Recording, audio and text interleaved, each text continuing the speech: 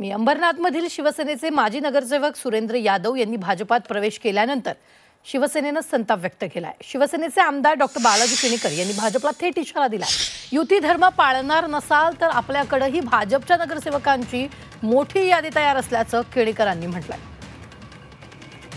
अंबरनाथमध्ये आणि सगळीकडेच आतापर्यंत युती आहे आणि युती होईल पण, परंतु वारंवार या ठिकाणी भाजपचे कार्यकर्ते ते आमचाच नगराध्यक्ष होणार आणि आताच त्यांनी आमचे नगरसेवक जे काँग्रेसमधून आमच्याकडे आले होते 1 वर्षापूर्वी त्यांनी प्रवेश दिला, देऊन हा युती धर्म पाळला नाही। परंतु आमच्याकडेही आज त्यांचे काही नगरसेवक आमच्याकडे आले होते, पण आम्ही युती धर्म पाळला होता आणि त्यांना प्रवेश दिला नव्हता। परंतु आम्ही सांगू इच्छितो की आमच्याकडेही भाजपची भली मोठी यादी आहे।